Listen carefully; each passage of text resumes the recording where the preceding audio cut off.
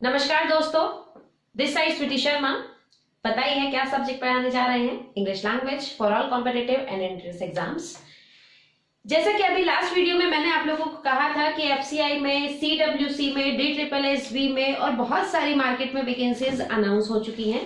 Technical वालों के लिए बहुत ही ज्यादा डिपार्टमेंट में वैकेंसीज आई हैं जो इंजीनियरिंग फील्ड से आते हैं, बट जो नॉन टेक्निकल स्ट्रीम है उनके लिए बहुत ही ज्यादा जबरदस्त अनाउंस की है। जो अभी हाल फिलहाल में वैकेंसीज वो आई है रेलवे में, एनटीपीसी जिसे आप कहते हो, जिसमें आपका टिकट कलेक्टर आता है, आपका टीसी आते हैं और क्लैरिकल लेवल आता है। काफी सारी वैकेंसीज हैं, आप लोग चेक कर लीजिएगा।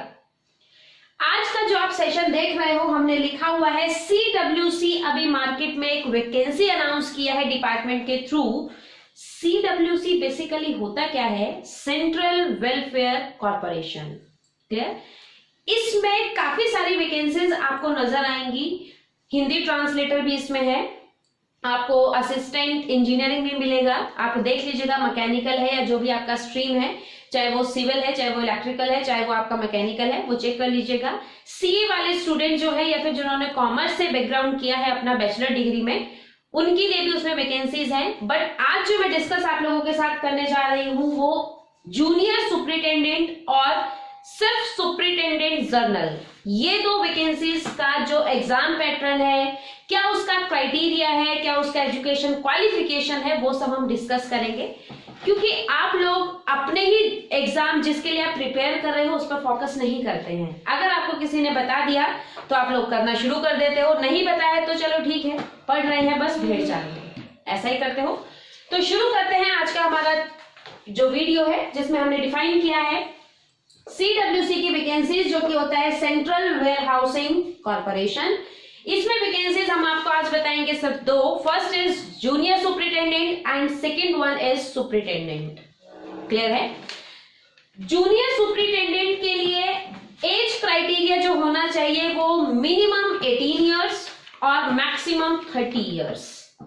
क्लियर है? अगर 30 इयर्स आप लोग कंप्लीट कर चुके हो तो उसमें एक डेट मेंशन है 1989 से 2001, कोई डेट मेंशन है जुलाई या अगस्त, वो एक बार आप चेक कर लीजिएगा। अगर नहीं समझ में आए तो आप लोग मुझसे कमेंट बॉक्स में कमेंट करके पूछ सकते हैं, वो हम श्योरिटी वहां पर आपको दे देंगे। एज क्राइटेरिया 18 से 30 साल। क्वालिफिकेशन में आपको जूनियर सुपरिटेंडेंट में सिर्फ बैचलर डिग्री, मतलब आप ग्रेजुएट होने चाहिए। परसुइंग कैंडिडेट नहीं भर सकता है, जो फर्स्ट ईयर, सेकेंड ईयर या थर्ड ईयर, या फिर उसका आप बोलो कि मेरा एग्जाम होने वाले हैं या हो चुके हैं, लेकिन रिजल्ट आपके पास होना चाहिए फाइनल। डिग्री हो या ना हो वो चीज मैटर नहीं करता है, लेकिन रिजल्ट आपके पास होना चाहिए, क्योंकि डिग्री का प्रोविजनल आपको मिल सकता है। बैचलर डिग्री होना चाहिए किसी भी स्ट्रीम में, चाहे कोई बीए हो, चाहे बीएससी हो, चाहे बीकॉम हो, चाहे वो कोई ऑनर्स जिसने आप किया हुआ होता है वो भी, उसमें कोई वेरिएशंस नहीं आएगा। एग्जाम प्रोसेस जो इसका रहेगा वो होगा टायर 1, टायर 2, देन आपका होगा document verification. DV means document verification. Clear है? अब कोशिश की है आपको समझाने की टायर 1 में किस किस पैटर्न पर क्वेश्चंस रहेंगे, किस किस सब्जेक्ट में कितने मार्क्स के क्वेश्चन आएंगे और कितना उस पर्टिकुलर सब्जेक्ट के लिए आपको टाइम गिवन होगा। क्लियर? तो आपके टायर 1 में जूनियर सुपरिटेंडेंट में 3 सब्जेक्ट आपको स्टडी करना है, इंग्लिश, रीजनिंग एंड मैथ्स। ठीक है?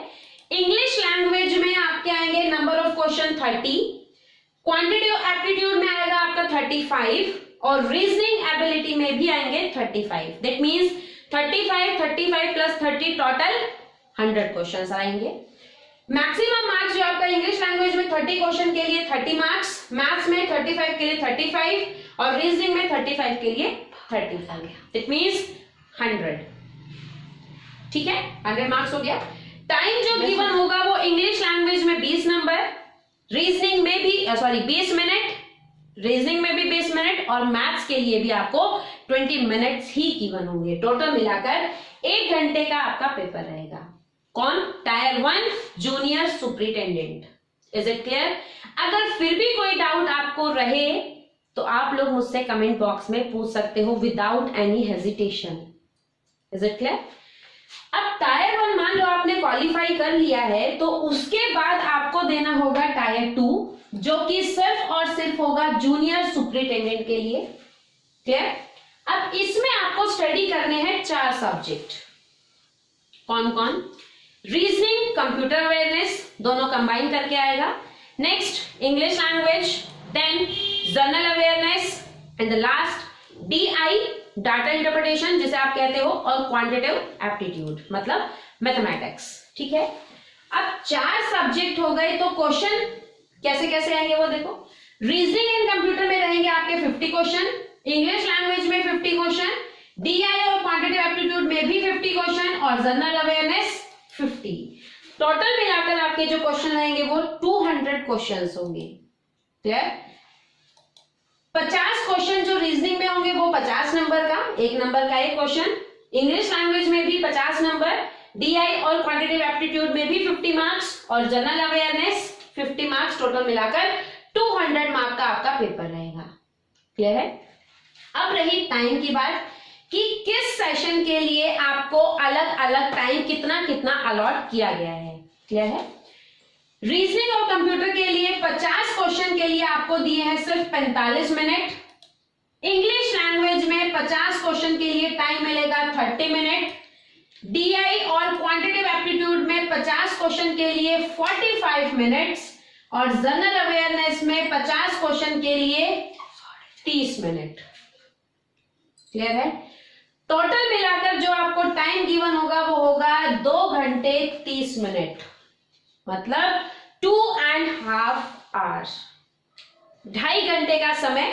क्वेश्चन रहेंगे 200, और सबके लिए अलग अलग टाइम आपको गिवन होगा।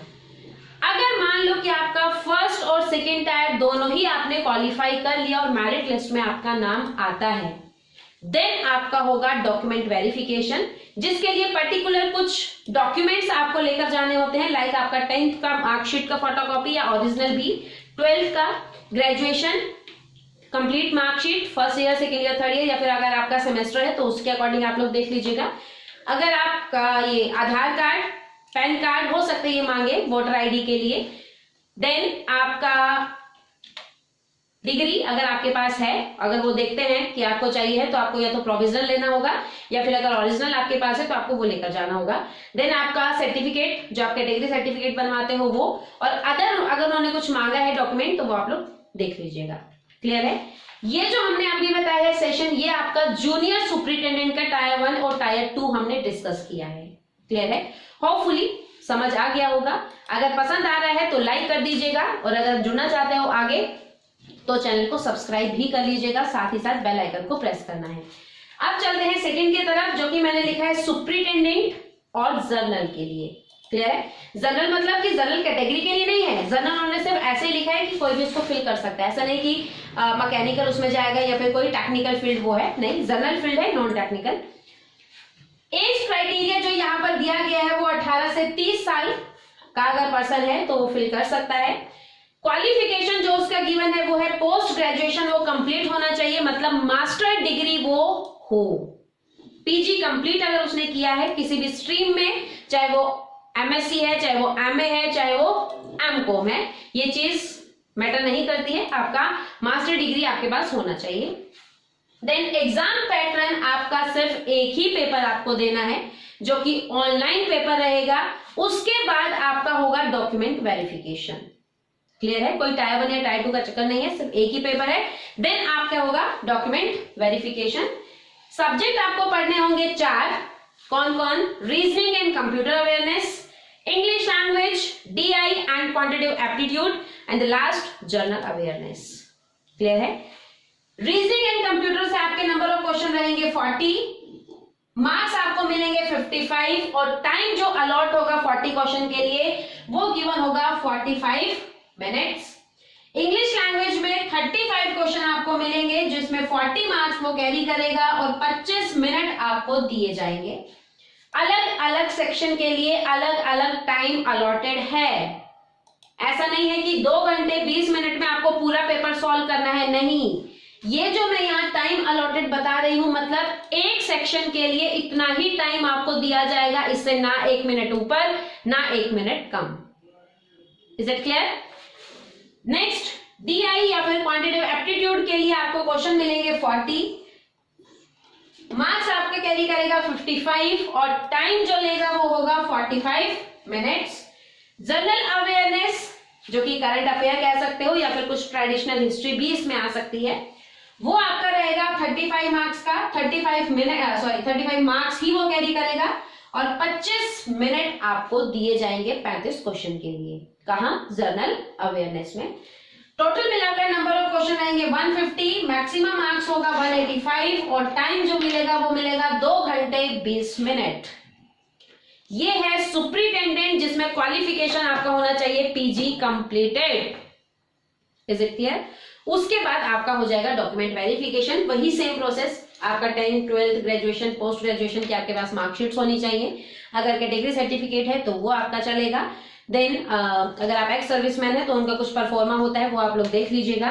देन अगर आप PWD कैंडिडेट हैं तो उसका सर्टिफिकेट होता है 40% मिनिमम, मैक्सिमम कितना भी वो जा सकता है। देन आपका अगर उन्होंने कोई वोटर ID या फिर कोई आइडेंटिटी प्रूफ मांगा है तो उसके लिए देख लीजिएगा क्या वो प्रेफर कर रहा है। इट में भी आधार कार्ड, वोटर ID या पैन कार्ड जो भी कुछ मांगे, फोटोग्राफ्स वो आपसे मांगेगा।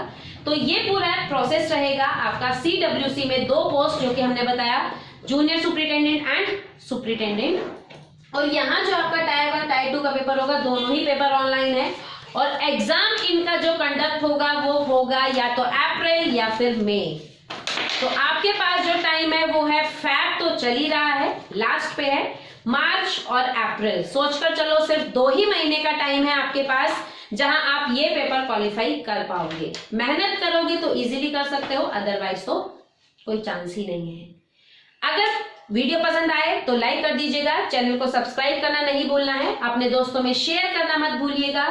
फिर भी अगर कोई डाउट रह जाए किसी भी पोस्ट को लेकर तो आप लोग हमें कमेंट बॉक्स में कमेंट कर दीजिएगा ताकि आपकी जो भी क्यूरी है उसे हम सॉर्ट आउट कर पाए। मिलते हैं नेक्स्ट वीडियो में, तब तक के लिए नमस्कार। यूं ही पढ़ते रहिए, मुस्कुराते रहिए और हंसते रहिए। Take care, thank you very much.